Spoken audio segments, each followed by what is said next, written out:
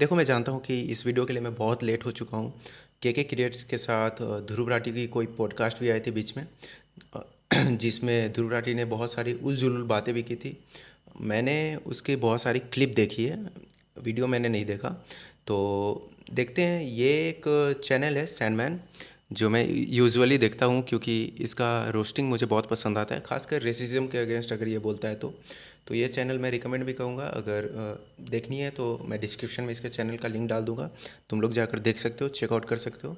So let's move to the video. One comment, आप ध्रुव राठी की बहन लगते हो। वाह भाई, इसको गाली खाना एक अचीवमेंट लगता है। तो आज True. ध्रुव से एक भाई की तरह बात करूंगी।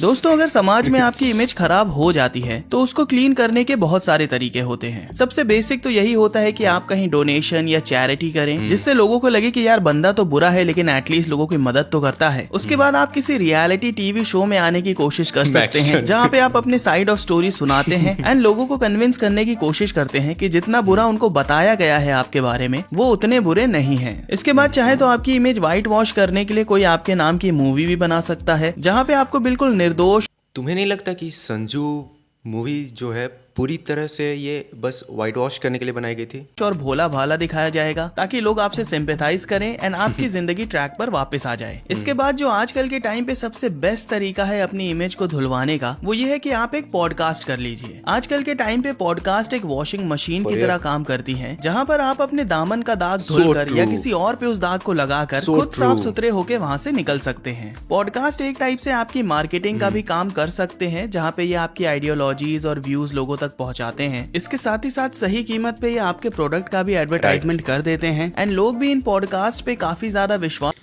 देखो, मैं इस बात पे कुछ नहीं बोल सकता कि कुछ कीमत लेकर कोई पॉडकास्ट पे बैठ रहा है या कोई पॉडकास्ट पे बैठा रहा है कुछ ऑडियंस को, लेकिन अगर आपके पास एक बिग चंक ऑफ ऑडियंस है, पहले से तैयार है, बहुत ज़्यादा सब्सक्राइबर है, आपका कुछ इन्फ्लुएंस है, तो आपकी एक रिस्पॉन्सिबिलिटी भी है कि आप जिसे सामने बैठा रहे हो, पैसे लेकर ही क्यों ना बैठा रहे हो, लेकिन वो जो भी सामने बैठ रहा हो वो कम से कम जेन्युइन होना चाहिए। ऐसा नहीं कि सामने बैठ के कुछ भी प्रोपागेंडा फैलाया जा रहा है, कुछ भी गलत फैक्ट्स दिए जा रहा है। जैसे कि मैंने एक राज शर्मानी के ही पॉडकास्ट पर मैंने एक वीडियो देखा था, जिसमें एक बंदा क्लेम कर रहा था कि मैं ट्रेडिंग में 25% प्रॉफिट उठाता हूँ। उसके बहुत मजाक उड़े हैं, मैं भी जानता हूँ, आप भी जानते होंगे ये मैटर जो हुआ होगा। उसके बाद उसने सीधे विजय माल्या को बुला लिया उसकी इमेज को वाइट वॉश करने के लिए, एंड बाय गॉड उसकी बैक स्टोरी सुनकर बंदे लौंडे जो रोए हैं, उसकी बैक स्टोरी पे लौंडे जो रोए हैं, आई मीन ऐसा लास्ट रोना मुझे आदि पुरुष देख कर आया होगा। मैं सच बताऊँ तो लोग जो भी एनिमे फैंस हैं उन्हें पता होगा कि जो सोलो लेवलिंग है उनको बहुत क्रिटिसाइज़ किया जाता है कि इसके साइड कैरेक्टर्स के कोई बैक स्टोरी नहीं होती है, कुछ नहीं है, ये बस मेन कैरेक्टर पे पूरी तरह फोकस्ड है। मैं इस बात से एग्री करूँगा कि विजय माल्या का जो बैक स्टोरी है, सोलो लेवलिंग के किसी कैरेक्टर की इतनी इमोशनल, इतनी अटैच्ड बैक स्टोरी तुम्हें नहीं मिलेगी जो अटैचमेंट इस बैक स्टोरी ने हमें करवाई थी। भाई, जब इसका पॉडकास्ट आया था, लिटरली इंस्टाग्राम पे लोग ओ माय गॉड इतने सेंसिटिव हो गए थे विजय माल्या को लेकर, जैसे कि उन्होंने कुछ बिगाड़ दिया हो विजय माल्या का, लोग उठा के गए हैं वो विजय माल्या के पैसे। माय गॉड करते हैं, क्योंकि अभी तक ज्यादातर लोगों को ये पूरी तरीके से समझ नहीं आया है कि कंटेंट क्रिएटर्स भी मेन स्ट्रीम मीडिया की तरह बायस्ड हो सकते हैं या फिर उनका खुद का भी एक एजेंडा हो सकता है। लोगों को लगता है कि पॉडकास्ट वगैरह में कैंडिडेट बातें होती हैं, लेकिन मोस्ट ऑफ द टाइम जो गेस्ट आए होते हैं उनको सारे क्वेश्चंस पहले से पता होते हैं एंड इसके साथ ही साथ जो हमारा होस्ट होता है वो गेस्ट के आंसर्स को क्रॉस क्वेश्चन नहीं। ये सेम अप्लाई होता है हमारे न्यूज़ मीडिया पे भी। चाहे तुम कोई भी नेता आकर बैठे, कोई भी बहुत बड़ा बिजनेसमैन आकर बैठे, कोई भी एक्टर आकर बैठे, कोई भी हो, वो क्वेश्चन पहले से प्रिपेयर्ड होते ही हैं। अब बेकार में कौन पंगा लेने जाए इतने बड़े बड़े पावरफुल लोगों के से। तुम्हें अगर वे क्योंकि अपना बैठे हैं बिजनेस करने के लिए, तुम कह सकते हो कि ये third pillar of the democracy है, कुछ भी है, लेकिन वे बैठे हैं अपने बिजनेस करने के लिए। और इन इंडिया मैं सही बताऊँ, तुम्हें भी पता होगा, अगर तुम किसी बड़े पावरफुल लोगों के खिलाफ कुछ क्वेश्चन पूछते हो, आवाज़ उठाते हो, तो तुम्हारा गला दबा दिया जाएगा, कोई भी हो। तुम ऑपोजिशन से पूछो, गवर्नमेंट से पूछो, कोई फ़र्क नहीं पड़ता। मैं इन्हें गलत नहीं समझता कि तुम्हें क्वेश्चन पहले से पता रहते हैं, कुछ भी रहता है, कौन बेकार के पंगा लिया जाए। अगर कोई एक्टर बैठा है, कुछ तुम गलत बोल दो उनके बारे में, तो उनके जो रेबिस वाले कुत्ते होते हैं वे छोड़ देंगे तुम्हारे पीछे, काट कर नोच खाएंगे तुम्हें। कौन क्वेश्चन पूछेगा इन लोगों से? नहीं करता एंड एक टाइप से जी हुजूरी करने में लगा रहता है। एनीवेज, ये तो थे मेरे व्यूज जनरल पॉडकास्टिंग के ऊपर, लेकिन अभी मैं जिस वीडियो के बारे में बात करने वाला हूँ वो एक जेन्युइन कन्वर्सेशन है दो महा इंटेलिजेंट लोगों के बीच में। जी हुजूरी से एक मुझे शायरी याद आई। मैंने बहुत पहले बचपन में कहीं सुना था, न्यूज़पेपर में ये आया था, जिसमें कहा गया था कबीर के जो एक दोहे होते थे, जिसमें कबीर कहते थे कि मीठी वाणी बोलिए, कुछ ऐसा दोहा होता था। उसका ही कुछ नरेशन उल्टा करके ये मैंने सुना था, अभी तक मुझे याद है, क्योंकि उस वक्त मुझे इस बात पे बहुत हंसी आई थी।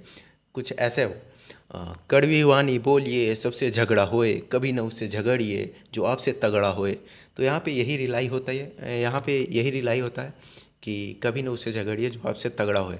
ध्रुव, आई विल बिगिन विद एक क्वेश्चन जो सब आपसे पूछते हैं, एक थप्पा जो लोग आप पे लगाते हैं, वो है कि ध्रुव एक जर्मन शेफर्ड है, जर्मनी में बैठ के इंडिया की बातें कैसे कर सकता है। देखो, यहाँ पे ये बात तो सच है कि ध्रुव राठी के बारे में लोग बोलते हैं कि अगर उसे इंडिया की इतनी ही चिंता है तो वो इंडिया में आके क्यों नहीं रहता, बाहर रह के यहाँ के लोगों को बताता है कि कौन सी पॉलिटिकल पार्टी सही है, कौन सी पॉलिटिकल पार्टी गलत, एंड यहाँ के इलेक्शंस को इन्फ्लुएंस करने की कोशिश करता है। ये भी बात सही है, अगर तुम बाहर रहते हो तो तुम्हें इंटरनल पॉलिटिक्स में दखल देने की क्या ज़रूरत है। माना कि तुम कह सकते हो कि मैं हूँ तो इंडियन ही, तो तुम्हें इंटरनल पॉलिटिक्स अगर अपने ये बेस को यूज़ करके, अपने फॉलोइंग को यूज़ करके लोगों को मैनिपुलेट करने की कोई ज़रूरत नहीं है। तुम अगर बाहर रहते हो तो तुम एक्सटर्नल पॉलिटिक्स पे बोल सकते हो कि इंडिया में बाहर में क्या हो रहा है, अंदर के भी पॉलिटिक्स पे बोल सकते हो, बट ये नहीं बोल सकते कि तुम्हारे लिए ये पार्टी सही है या ये पार्टी सही है। यहाँ के रहने वाले लोग डिसाइड करेंगे कि हमारे लिए कौन सी पार्टी सही है, कौन सी पार्टी गलत है। तुम बाहर में रह रहे हो, तुम जर्मनी का डिसाइड करो कि वहाँ पे कौन पॉलिटिकल पार्टी खड़ी होगी। यहाँ के लोगों को तुम इन्फ्लुएंस नहीं करोगे कि क्या होगा, कौन होगा।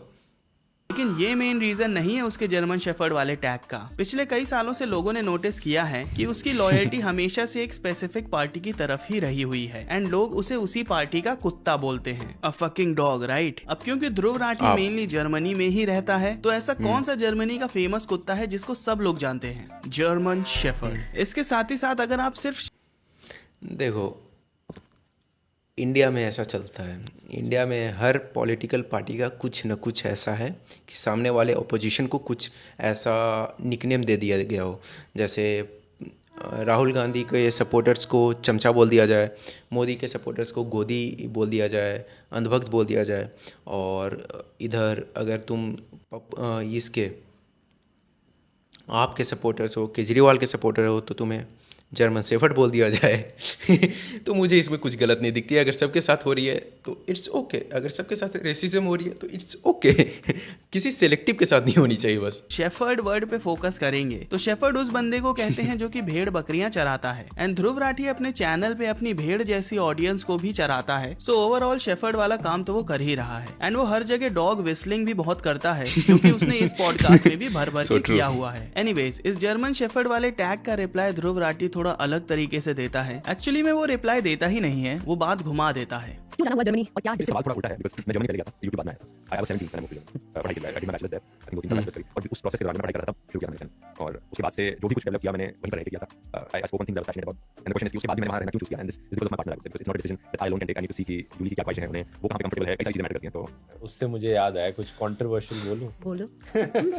वो तो बोल ही दो। ये जैसे मुझे ये लोग काफी बार, इन्हें कुछ मिलता नहीं है मेरे खिलाफ बोलने को, तो जर्मन शेफर्ड करके मुझे बुलाते हैं। ये क्या बात कर रहे हो यार, तुम एक प्रोपेगेंडा वीडियो बनाते हो, उसके रिस्पांस में कुछ नहीं तो 500 से 1000 वीडियो बनती हैं तुम्हारे प्रोपेगेंडा को डीबंक। ये पहले केजरीवाल को सपोर्ट करता था, अब कांग्रेस को सपोर्ट करता है। मतलब केजरीवाल हारा नहीं कि दूसरे तरफ ये शिफ्ट हो गया।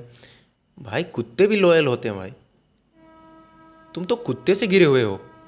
मतलब कुत्तों से कम अगर तुम्हारा नाम पड़ा है कुत्तों पे, तो कम से कम उनसे लॉयल्टी सीख लो यार। अब तुम वफादारी करने लगोगे कांग्रेस की। पहले कांग्रेस की बुराई करते थे, अब तुमसे कांग्रेस की कोई बुराई होती नहीं है। अगर तुम्हें कोई बोल दे कि तुम एक तरफ से बायस्ड हो, तो बस तुम वही जो 5 साल पुराने तुमने किसी की बुराई की होगी, कांग्रेस की कुछ की भी, तो वही क्लिप उठा कर दिखा दो कि ये देखो मैंने बुराई तो की थी। अरे 5 साल पुराने तो तुम आपके सपोर्टर थे, उस वक्त तुम केजरीवाल की बुराई नहीं करते थे, अब तुम कांग्रेस के सपोर्टर हो, तो पहले जो कांग्रेस को तुम बुराई की हो अभी क्यों दिखा रहे हो उसके बाद? एंड तुम्हें लग रहा है कि किसी के पास तुम्हें बोलने के लिए कुछ है ही नहीं। अब तो सच बोल दे।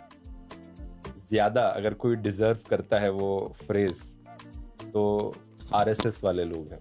हाँ भाई, ये बड़ी अच्छी बात करी आपने। खुद को ना डिफेंड कर पाओ तो ब्लेम दूसरे पे डाल दो कि भाई मुझे क्या देख रहे हो, इनको देखो, ये तो मुझसे भी बुरे हैं। अरे भाई, हमें उनसे क्या लेना देना। अगर कोई बंदा ऐसा है जिसको आरएसएस एंड ध्रुव राठी दोनों नहीं पसंद है, एंड वो बोलता है कि यार ध्रुव राठी तो जर्मन शेफर्ड है, तो क्या उसके लिए ये आर्ग्यूमेंट वैलिड होगा कि भाई आरएसएस वालों को देखो, वो तो मुझसे भी बड़े जर्मन शेफर्ड है। अगर आरएसएस जो ऑर्गेनाइजेशन है उसकी नेशनैलिटी जर्मन होती एंड उसके बाद वो इंडिया की किसी पॉलिटिकल पार्टी की चमचागिरी करती, तो हम मान सकते थे कि हाँ भाई आरएसएस भी जर्मन शेफर्ड होगी। लेकिन यहाँ पे ऐसा कुछ नहीं है। मुझे लगता है या तो इस बंदे को सच में नहीं पता कि इसको जर्मन शेफर्ड क्यों बोला जाता है, या फिर ये जानबूझ के जर्मन शेफर्ड की डेफिनेशन डिस्टॉर्ट करने की कोशिश करता है। तो ये सुनकर मुझे बड़ी हंसी आती है जब ये लोग मुझे कहते हैं, क्योंकि ਹੱਸਦੇ ਚਿਹਰਿਆਂ ਦਾ ਮਤਲਬ ਇਹ ਨਹੀਂ ਹੁੰਦਾ ਕਿ ਉਹਨਾਂ ਨੂੰ ਕਦੇ ਕੋਈ ਤਕਲੀਫ ਨਹੀਂ ਹੁੰਦੀ। ਉਹਦਾ ਮਤਲਬ ਇਹ ਹੁੰਦਾ ਕਿ ਇਹਨਾਂ ਨੂੰ ਤਕਲੀਫਾਂ ਨਾਲ ਡੀਲ ਕਰਨਾ ਹੁੰਦਾ ਹੈ। बिल्कुल सही। अभी धुरंधर मूवी निकली तो आपने उसके डायरेक्टर को बोला कि वो बीजेपी का चाटुकार प्रोपेगेंडिस्ट है। धुरंधर वाला criticism is more about politics, कि ये एक प्रो बीजेपी फिल्म है। बीजेपी का पॉलिटिकल स्लोगन जो है कि ये नया भारत है, घर में घुस के मारता है, किसी पॉलिटिकल ये घर में घुसता है और भारत घर में ही मारता है, ये पॉलिटिकल स्लोगन कैसे बन गया भाई? ये कंट्री के लिए है, ये ना कि अगर मानो कि बीजेपी के किसी नेता ने ये बोला भी है, मानो कि मोदी जी ने ये कुछ बोल दिया हो, ये लाइन में अपने स्पीच में कुछ भी बोला है, तो ये पॉलिटिकल स्लोगन कैसे हो गया? ये तो पाकिस्तान को एज ए कंसिडरेशन लेकर बोला गया, कुछ भी बोला गया, तो इसे कांग्रेस से ना कोई रिलेट किया जा रहा है, ना कुछ बोला गया है कांग्रेस को, और ना ही कोई ऑपोजिशन अदर पार्टीज़ को, ना ही कोई अदर ऑपोजिशन पार्टीज़ को लेकर बोला गया है। तो मुझे यही समझ में आ रहा है कि ये पॉलिटिकल स्लोगन कैसे हो गई। अगर ये पॉलिटिकल स्लोगन है तो तुम्हें याद है एक बार शास्त्री जी ने भी बोला था, जय जवान जय किसान। उसी फ्रेज़ को, उसी स्लोगन को अटल बिहारी वाजपेयी ने उसी स्लोगन को उठाया, उसी स्लोगन को उन्होंने भी बोला, जबकि शास्त्री जी आईएनसी कांग्रेस के थे और वाजपेयी जी बीजेपी के थे, दोनों अलग अलग ऑपोजिशन पार्टीज़ के थे। फिर भी शास्त्री जी का जो वो फ्रेज़ था वो वाजपेयी जी ने भी उठाया और उसे बोला भी विथ सम मॉडिफिकेशन। उन्होंने कुछ बोला था जय जवान जय किसान जय विज्ञान, या यही कुछ उन्होंने बोला था शास्त्री जी के लाइन में ऐड करके। अगर ये पॉलिटिकल स्लोगन है तो फिर ये भी पॉलिटिकल स्लोगन होगा। तो ये फिर अटल बिहारी वाजपेयी ने अपोजिशन पार्टी की लाइन क्यों चुराई? अगर इससे कांग्रेस को फ़ायदा होता है ये सब लाइन से कि अपोजिशन भी इस लाइन को चुरा रही है, तो ये फिर अपोजिशन क्यों चुराती इस लाइन को? और अगर इससे भी तुम लोग खुश नहीं हो रहे हो तो एक और लाइन है, ये तो तुम लोगों ने सुना ही होगा, रोटी कपड़ा मकान। ये बहुत पुरानी मूवी है। मैं बचपन में पापा देख रहे थे टीवी, तो मैंने भी उनके साथ बैठा था, तो ये मूवी मैंने देखी थी, अमिताभ बच्चन की रोटी कपड़ा मकान। ये लाइन इंदिरा गांधी के स्पीच से है। ये लाइन इंदिरा गांधी ने अपने स्पीच में बोला था, मुझे अभी याद है। उन्होंने कुछ, मुझे याद नहीं है किस बात पे ये बोला था, शायद कुछ गरीबी हटाओ अभियान था, मुझे याद नहीं आ रहा है। उस लाइन को उन्होंने, इंदिरा गांधी ने अपने स्पीच में बोला था, और उनके स्पीच से ये लाइन को उठाकर पूरी की पूरी मूवी बना दी गई। अब क्या ये प्रोपेगेंडा नहीं था? अब क्या ये पूरी मूवी प्रोपेगेंडा नहीं हुई? ये तो पूरी मूवी उस लाइन पे है भाई। ये पूरी मूवी में, धुरंधर में, मुश्किल से मुश्किल अगर तुम्हें बात की जा रही है गवर्नमेंट के बारे में, तो वो 4 से 5 मिनट की सीन, बाकी तो पूरी पाकिस्तान की है। मुझे ये समझ नहीं आती कि इन लोगों की क्या जलती है, पाकिस्तान प्रेम क्यों है तुम्हें भाई इतना? जाकर पाकिस्तान रह के देखो एक बार, समझ में आ जाएगी इंडिया कहाँ पर है और पाकिस्तान कहाँ पर। जिस तरह से फ्रीडम तुम्हें मिली है ना, पाकिस्तान में नहीं मिलेगी। वहाँ मिलिट्री रूल होती है। I mean, बताया नहीं जाता कि मिलिट्री रूल है, बट सब जानते हैं कि वहाँ मिलिट्री रूल ही है। वहाँ पे मिलिट्री का ही सब बात मानता है, और ये आज से नहीं है, ये सालों दशकों से है। और वो न कभी सुधरने वाले न सुधरेंगे। ये अच्छा हमारे लिए। लोग कहते हैं कि उनके पास पैसे आएंगे, वे थोड़े एजुकेटेड होंगे तो आतंकवादी नहीं बनेंगे, ये नहीं बनेंगे, उनका रेडिकल माइंडसेट नहीं होगा, सब झूठ है। अगर उनके पास पैसे आएंगे, जितने पैसे आएंगे वे उतने खर्चा करेंगे आतंकवाद फैलाने में। That's the ultimate truth of them, that's the ultimate truth. तुम मानो ना मानो, यही सच है और यही कड़वा सच रहेगा। पार्टी का पॉलिटिकल स्लोगन अपनी फिल्म में यूज कर लेना इस तरीके से और पुरानी सरकारों को गद्दार दिखाना, एंटी नेशनल दिखाना, it's purely a political propaganda I would say. पहली बात तो जो धुरंधर मूवी है वो प्रो बीजेपी नहीं, प्रो इंडिया मूवी है। अभी के टाइम Of पे course, पूरी pro दुनिया India जानती movie है कि है। जिस टाइम पे आपने वो धुरंधर वाली वीडियो बनाई थी उस टाइम तक तो आपने धुरंधर नहीं देखी थी एंड बस एक स्क्रिप्ट रीड करी थी। लेकिन क्योंकि अब धुरंधर नेटफ्लिक्स पे आ गई है तो एक बार भाई टाइम लेके देख लो भाई, कब तक डिल्यूजन में बैठे रहोगे। ध्रुव राठी की धुरंधर वाली वीडियो को क्रिटिसाइज करते हुए मैंने भी एक वीडियो बनाई थी, तो अगर आप देखना चाहें तो उस वीडियो को देख सकते हैं। वही सेम चीजें मैं यहाँ पे दोबारा रिपीट नहीं करूंगा। दूसरी चीज जो इस बंदे ने मुझे लगता है कि इसने मूवी देखी होगी, बट इसकी प्रॉब्लम ये है कि ये उन चीज़ों को लेता नहीं है, ग्रैस्प नहीं कर पाता है मेरे ख्याल से। जो इंसान ऐसा बोल दे कि रोड, ब्रिजेस, ये सब किस काम की है, देश की इकोनॉमी में क्या बढ़ावा देती है, ब्रो फॉर रियल। मतलब बच्चों तक को ये पता रहता है कि रोड्स की, ब्रिजेस की क्या महत्व है, क्या इंपॉर्टेंस है इकोनॉमी बिल्डअप करने में, इंफ्रास्ट्रक्चर क्या होती है, क्या उनकी इंपॉर्टेंस है। तुम जाकर पहले जनरल नॉलेज लो, उसके क्या उसके दिमाग में आई होगी। मतलब इतनी बड़ी टीम उसने रखी है, फिर भी उसे ये इतना बेसिक नॉलेज हुए नहीं दे पा रहे हैं कि ये लाइन नहीं बोलना चाहिए। तुम्हें नहीं आता, कम से कम अपने टीम से पूछ लो भाई। यहाँ पे बोली है वो ये है कि मूवी में बीजेपी का स्लोगन यूज हुआ है कि नया हिंदुस्तान है, वो घर में घुसेगा भी एंड मारेगा भी, जो कि इसके हिसाब से गलत बात है। लेकिन यहाँ पे इस स्लोगन की सच्चाई ये है कि ये जो स्लोगन था ये सबसे पहले यूज हुआ था 2019 की उरी मूवी में एंड उस मूवी से बीजेपी ने अपने लिए उस स्लोगन को उठाया। तो टेक्निकली अगर देखा, क्या बोलूँ मैं, क्या बोलूँ मैं कुछ बोल नहीं सकता। मतलब मैं सच बता रहा हूँ ध्रुव भाई, आपकी इतनी बड़ी टीम है, इतने लोग आपके लिए रिसर्च करते हैं। क्या रिसर्च करते हैं, लोगों को बताएं जरा, क्या रिसर्च करते हैं। मतलब अगर आपकी इतनी इन्फ्लुएंस है और आप इतने छोटे छोटे बातों पर ध्यान नहीं दे पा रहे हो, लोगों को कितने गुमराह करते होगे आप, समझ में आ रही है आपको। लोगों का ट्रस्ट जितना कितना मुश्किल होता है। अपनी ऑडियंस से ट्रस्ट बनाना बहुत मुश्किल है और तोड़ना उतनी ही आसान। तो आप ये जो कर रहे हो तो करना, ये गलती छोड़ दो। इंटरनल पॉलिटिक्स में दखलंदाजी मत करो। आपके वीडियोस अच्छे रहते हैं, आप वीडियोस बनाओ, लेकिन इंटरनल पॉलिटिक्स में ऐसा नहीं कि लोगों को मैनिपुलेट करना है कि आपके लिए कौन सी पार्टी अच्छी है, कौन सी पार्टी गलत। उन्हें पता है कि कौन सी पार्टी उनके लिए अच्छी है, क्योंकि उन्हें इंडिया में रहना है। आप उन्हें मैनिपुलेट मत करें, ठीक है। जिन्हें पसंद आएगी कांग्रेस वे कांग्रेस को वोट देंगे, जिन्हें पसंद आएगी भाजपा वे भाजपा को वोट देंगे, और जिन्हें पसंद आएगी केजरीवाल की पार्टी वे आपको वोट देंगे। तुम क्यों बीच में आ रहे हो? तुम हो कौन? तुम्हें इतनी बेसिक नॉलेज नहीं पता। मैं तब से इतने बार कह चुका कि पॉलिटिकल स्लोगन नहीं है। लास्ट में मुझे ये पता चल रहा है कि ये तो बीजेपी की लाइन ही नहीं है। क्या करते हो ध्रुव भाई, ऐसे काम नहीं चलेगा।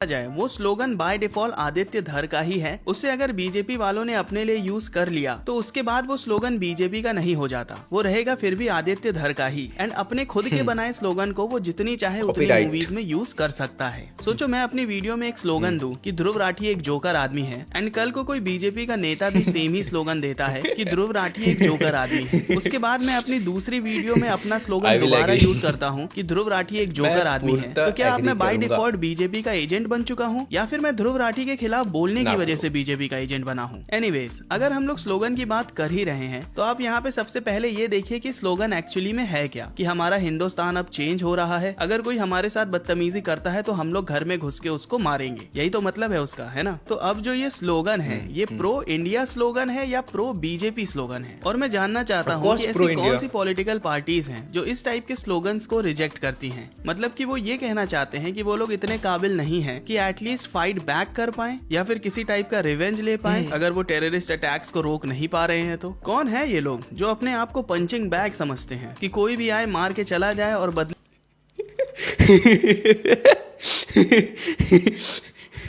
इन केस अगर तुम लोग मिस कर गए हो, कुछ पीछे जाओ, ठीक है? 1 मिनट। ये देखो, पंचिंग बैग किस पर बोला गया, ये देखो, पंचिंग बैग। पंचिंग बैग समझते हैं कि कोई भी आए मार के चला जाए और बदले मार में कर हम चला लोग कुछ जाए। करे भी ना।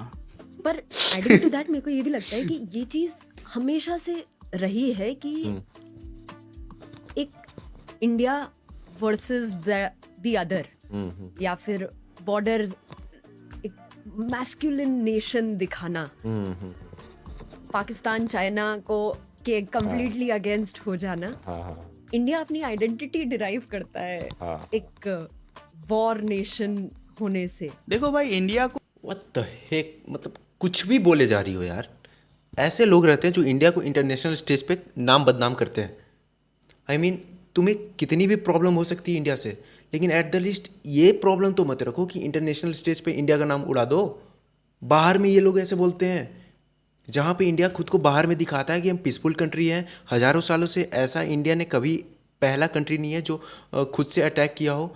ऐसे लोग आते हैं, प्रोपेगेंडा फैलाते हैं और बोलते हैं कि इंडिया अपना नाम वॉर नेशन पे रखना चाहता है। क्या बोले जा रहे हो? तुम्हें पता चलता है कि ये सब लाइन जो तुम लोग बोलते हो, तुम्हारी इस क्लिप को उठाकर बाहर के फॉरेन मीडिया क्या दिखा सकती है?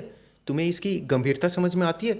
मेरी कोई इन्फ्लुएंस नहीं है, मेरे कोई फॉलोअर्स नहीं है। मैंने यूट्यूब चैनल बहुत समय से चालू किया हुआ है, मैं बहुत समय से चला रहा हूँ। वीडियो डिलीट हो जाती है, बहुत सारी कॉपीराइट आती है, मैं नया चैनल बनाता हूँ, बार बार फेलियर होती है, मुझे कोई फ़र्क नहीं पड़ता।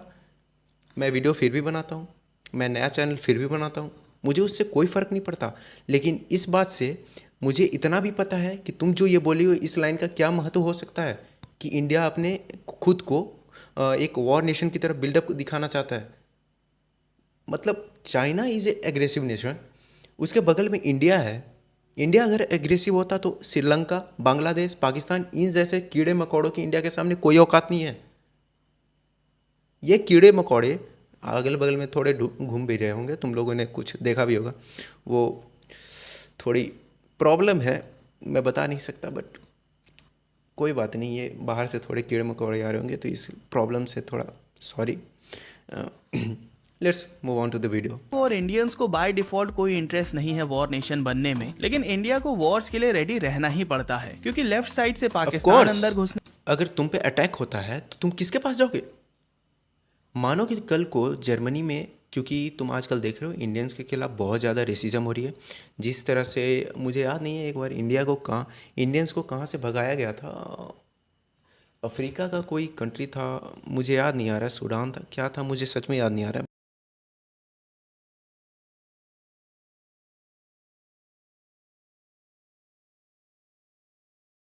लास्ट शेल्टर कोई भी रहे, तुम अगर इंडियन रेस के हो तो तुम्हें इंडिया ही आना पड़ेगा।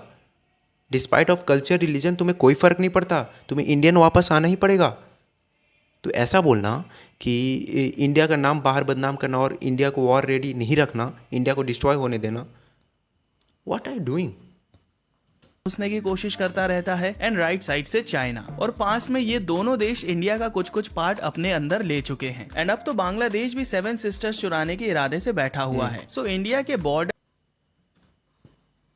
बांग्लादेश की औकात तो देखो, बांग्लादेश की औकात तो देखो। 7 सिस्टर्स चुराएंगे साले, औकात में रह थोड़ा, ठीक है? यहाँ के बाल है तू, ठीक है? इंडिया का मैप देखेगा ना तो ये हाथ आता है 7 सिस्टर्स, वहाँ का बाल है बांग्लादेश। ध्यान से देखना मैप, इंडिया मैप। तो बाल है तो बाल की तरह रह, ठीक है ना? बाल को उखाड़ के कभी फेंक दिया जाता है जब वो गंदा दिखने लगते हैं तो, या इन्फेक्शन कॉज करते हैं, तो तुझे भी कभी भी उखाड़ के फेंक दिया जाएगा। तुझे इंडिया की ज़रूरत है, इंडिया को तेरी कोई ज़रूरत नहीं। पे स्ट्रॉन्ग स्टैंड को क्रिटिसाइज करने के बजाय आपको उसे एम्ब्रेस करना चाहिए, क्योंकि अगर ये स्ट्रॉन्ग स्टैंड नहीं होता तो शायद आज इंडिया भी इंडिया नहीं होता।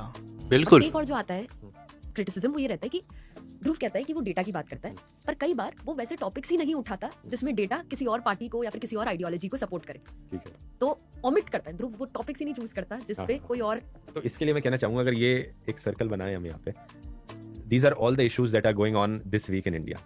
ठीक है, मीडिया अब इनमें से इन सारे इश्यूज की बात कर रहा है, और ये ऐसे इश्यूज हैं जिनके बारे में कोई बात नहीं कर रहा है, या मीडिया में ज्यादा बताया नहीं जा रहा है इनके बारे में। अब मेरे पास यहाँ कैपेसिटी है 5-6 वीडियोस बनाने की। मैं इनमें से, अब मेरे पास ऑप्शन है कि मैं कौन कौन से चुनूं इनमें से।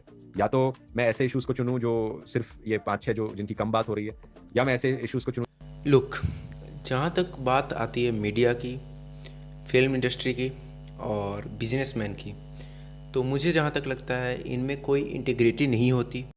तुम कोई भी चैनल उठाकर देख लो, 2014 से पहले कांग्रेस और राहुल गांधी, वे उनके राजकुमार थे उस वक्त। अभी तुम कितने भी कह दो कि गोदी मीडिया गोदी मीडिया गोदी मीडिया, मैं कह रहा हूँ मीडिया किसी की नहीं होती, ना वो गोदी है ना चमचे हैं। जिसकी सत्ता उसकी मीडिया, उसी का बोलबाला, उसी की मूवीज़, उसी के गाने, उसी के बिजनेसमैन सुनेंगे, उसी को फंड करेंगे। जिसकी सत्ता रहेगी, और सत्ता भी डिसाइड करती है जनता। So you can't blame anyone. जिनकी ज्यादा बात हो रही है, या फिर मैं अपने आप को न्यूट्रल दिखाने के लिए बिल्कुल एक एग्जैक्ट बैलेंस ले लूँ इन चीज़ों का, जो कि मेरे लिए तो बहुत आसान है करना, टू बी ऑनेस्ट। अगर मुझे सिर्फ अपनी इमेज की चिंता होती और मुझे इसकी चिंता ना होती कि देश में प्रोग्रेस कैसा हो रहा है, लोगों को किससे मदद मिल रही है, लोगों के जेन्युइन इश्यूज क्या है, तो मैं यही करता कि एक महीने में 6 वीडियोस हैं, इनमें से 3 टॉपिक्स ऐसे चुन लेता कि जो एंटी बीजेपी हैं, 3 ऐसे चुन लेता जो प्रो बीजेपी हैं, और मेरे लिए तो बहुत अच्छा होता है ऐसा करना। लेकिन ये सही नहीं है मुझे लगता है, क्योंकि ऐसा करने का मतलब है कि एक्चुअल इश्यूज हैं जो निगलेक्ट हो जाएंगे, और जो जनता के bro, anti BJP and pro BJP, मैं जहाँ तक तुम्हारे वीडियोस देखता हूँ ज़्यादातर एंटी इंडिया होती है। गवर्नमेंट की यहाँ बात नहीं हो रही है, मैं यहाँ पे देश की बात कर रहा हूँ। Like supporting Pakistan, supporting insurgency in India. तुम्हारी इन सब बातों में, तुम्हारी नैरेटिव में हमेशा एंटी इंडिया बातें मुझे नज़र आती है। तुम कुछ भी कह दो, तुम इसे जस्टिफाई नहीं कर सकते। इश्यूज जिनके बारे में कोई बात नहीं करेगा। तो आई फील लाइक क्योंकि मेन स्ट्रीम मीडिया ऑलरेडी उन चीज़ों पर इतना डिटेल में बात किए जा रहा है, सरकार हजारों करोड़ रुपए खर्च कर रही है अपना प्रचार करने में, और फिर वो एक्सपेक्ट कर रहे हैं कि मैं भी न्यूट्रल होके कुछ हिस्सा उस प्रचार में लगा दूं, अपना लिमिटेड टाइम का, लिमिटेड 5-6 वीडियोस का। आई थिंक ये हजारों करोड़ों रुपए सरकार खर्च कर रही है, पार्टी खर्च करती है, सरकार खर्च नहीं करती, पहली बात तो। और हर पार्टी खर्च करती है। जो पार्टी सत्ता में है वो ज़्यादा खर्च करती है, क्योंकि उनके पास ज़्यादा, मैंने जैसे कि कहा, बिजनेसमैन उन्हें ज़्यादा फंड करते हैं, लोगों का ट्रस्ट रहता है, इसलिए बिजनेसमैन का भी उन पर ट्रस्ट रहता है कि यही सरकार सत्ता में आएगी, तो वे ज़्यादा फंड करते हैं कि नेक्स्ट टर्म में मुझे फ़ायदा हो इस गवर्नमेंट से। तो आप ये बोलना कि सरकार से फंड करिए, नहीं, पार्टी फंड करती है, और ये हर पार्टी खर्च करती है। अब जब कांग्रेस थी तो बीजेपी उस वक्त कांग्रेस से बहुत कम खर्चे करती थी। अब बीजेपी का जब टाइम आया तो कांग्रेस कम खर्चा करती है, लेकिन खर्चा सभी करते हैं, जिनके पास जितने पैसे हुए उतने खर्च करते हैं। तो यहाँ पे तुम गवर्नमेंट को कैसे जोड़ सकते हो? पार्टी और गवर्नमेंट दोनों अलग है। ये चाइना नहीं है कि पार्टी और गवर्नमेंट और कंट्री सब एक ही है। पार्टी ही कंट्री है और कंट्री ही गवर्नमेंट तुम्हारा है।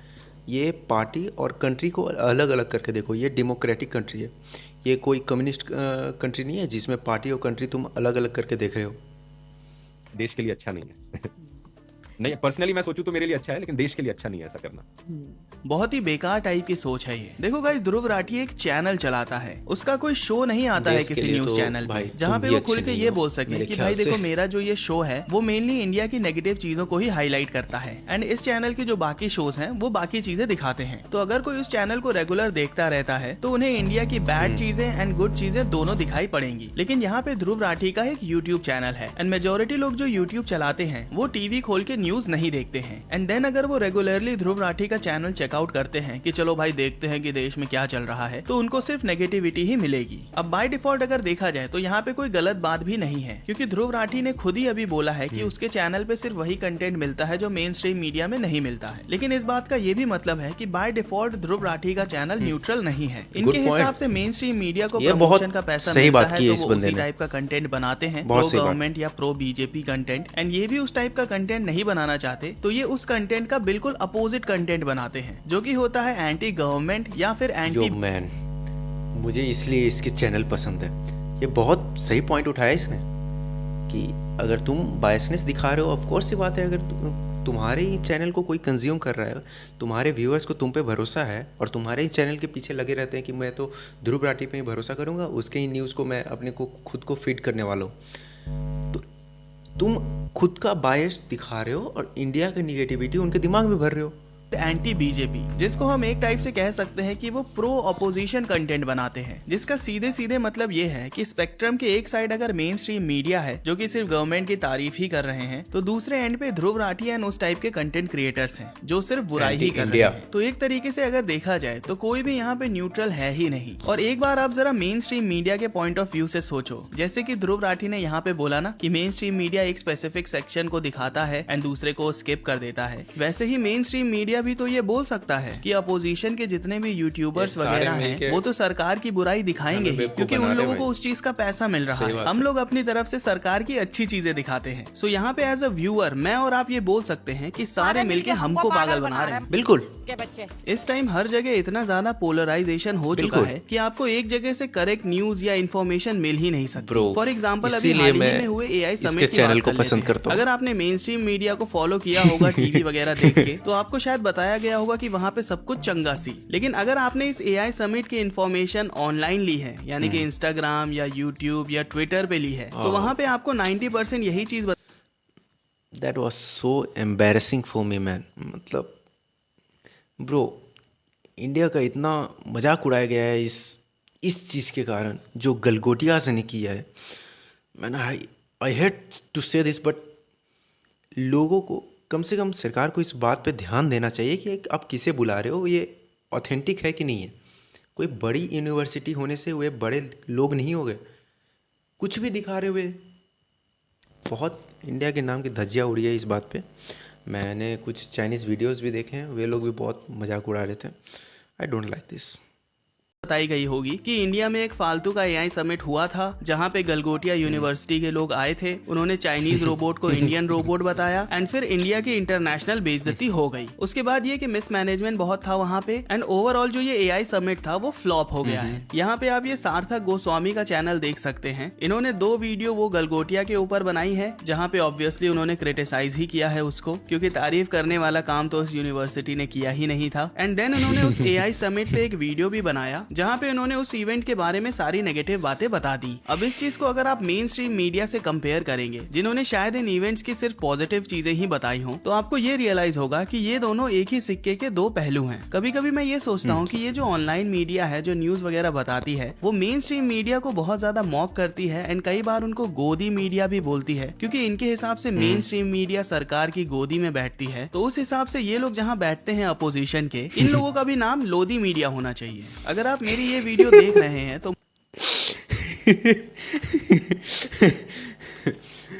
मुझे अब समझ में आया कि इब्राहिम लोदी का नाम लोदी क्यों था।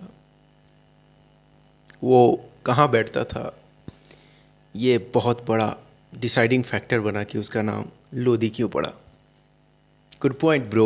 मोस्ट प्रोबेबली आपको इस AI समिट के बारे में ऑनलाइन ही पता चला होगा एंड आपने ऑनलाइन ही सारी वीडियोस देखी होंगे इस AI समिट से रिलेटेड। अब मैं आपसे एक क्वेश्चन पूछता हूँ, ये गलगोटिया वाले के अलावा आपको क्या कोई और 3 प्रोडक्ट पता है जो वहाँ पे डिस्प्ले हुए थे? अगर आपको इस सवाल का आंसर नहीं पता है तो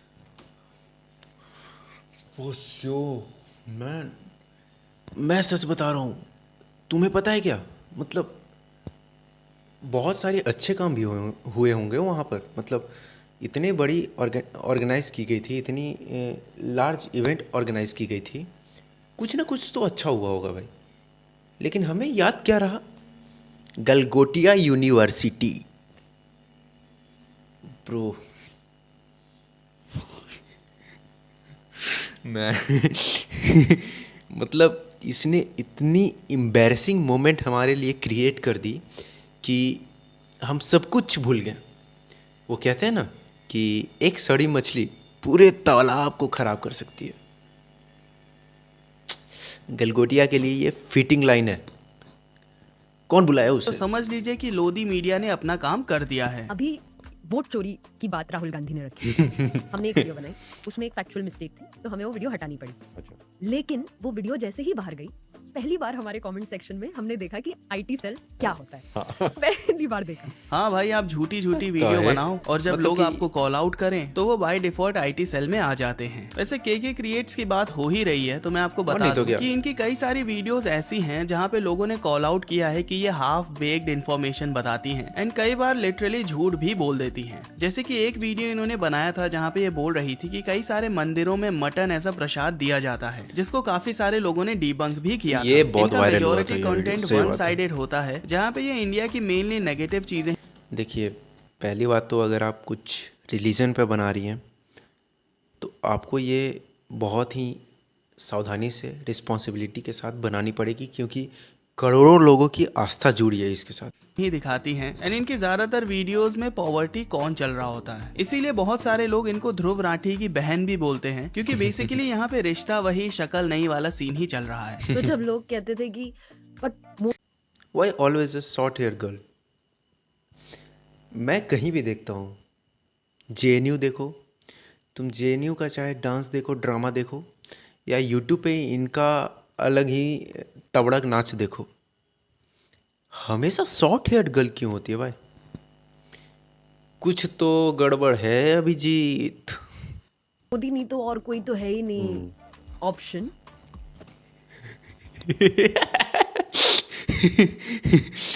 डिड यू सी दैट? इसने क्या लगाया हुआ है स्क्रीन पे? क्या क्या है वो? India's biggest scam, the dictator, big expose, डरा हुआ डिक्टेटर। मैन, हर एक वीडियो पे तुम देखो, हर एक वीडियो पे मोदी की फोटो। ध्रुव भाई, क्या कर रहे हो मोदी जी का नाम लेकर? ठीक है, मैं भी तो आपके ही नाम लेकर व्यूज कमाने की सोच रहा हूँ, तो ब्रदर ऑल राइट। उसको कैसे बोल, उसको मैं क्या यही बोल? कहता था कि इतनी बुरी हालत कोई भी और सरकार नहीं कर रही है। कोई भी बेटर है, मोदी से अच्छा एक गधा बेटर है, एक एक्चुअल डोंकी। क्या ध्रुव भाई, पहले तुम बोलते हो कि तुम्हें पॉलिटिक्स में आना नहीं, फिर कह रहे हो कि प्राइम मिनिस्टर बनना है। क्या बोल रही है? पहले तो मैं बोलूँगा, अगर ऐसा है तो जाओ जर्मनी में कोई गधे को अपॉइंट करो, इलेक्ट कराओ, वहाँ पे उससे गवर्न कराओ पूरा कंट्री। अगर जर्मनी टिक गया तो इंडिया में आकर गधे को प्राइम मिनिस्टर बना देना, फिर हम सब उस गधे के नीचे काम करने को तैयार हो जाएंगे। पहले अपनी कंट्री के तू देख, उसके बाद मेरी कंट्री पे कुछ बोल, ठीक है? इससे अच्छा तो गधा भी रहेगा। अबे पागल है क्या? यहाँ पे 5-10 लाख लोग नहीं रहते हैं, 125 से 140 करोड़ अब हो गए हैं। गधा ही ने यहाँ पे लोगों पे रूल बनाएगा? कुछ भी बोलता है ये, कुछ भी, मतलब खुद का प्रोपोगेंडा बढ़ाना है, कुछ भी बोल दो।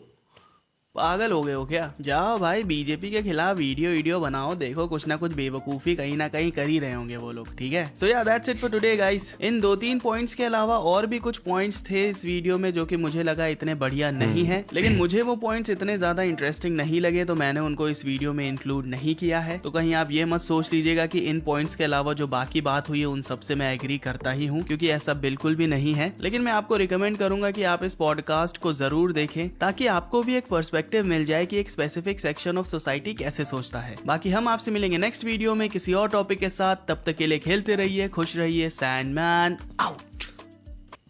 सो ठीक है, मैं इस पॉडकास्ट को तो मैंने अभी तक देखा नहीं है, बट एक रील में मैंने देखा था, इंस्टाग्राम रील पे एक क्लिप कट कर आई थी मेरे पास, मैंने उस पे देखा था, जिसमें ध्रुव राठी बोलता है कि एलॉन मस्क के बारे में ध्रुव राठी ऐसा कुछ बोलता है कि मुझे तो वो बंदा ठीक नहीं लगता, और जवाब में के क्रिएट्स बोलती है कि मेरा भी कुछ जमता नहीं है उसके साथ।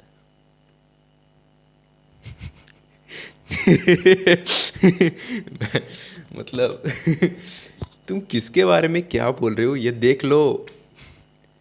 ठीक है, मैं ऐसा नहीं कह रहा कि एलॉन मस्क बहुत अच्छा आदमी है या फिर बहुत महान आदमी है, उसने कुछ बहुत बड़े बड़े पुण्य वाले काम किए, नहीं, मैं ये सब कुछ नहीं बोल रहा। लेकिन जो इंसान ऐसा माइंडसेट रखता है कि उसे मार्स पे पहुंचना ही पहुंचना है, मैं कौन होता हूँ भाई आपको ये बोलने वाला? मैं कोई नहीं होता हूँ, मैं बस बता रहा हूँ ध्रुव भाई सुधर जाओ, इससे पहले देर हो जाए। So this is all for it guys.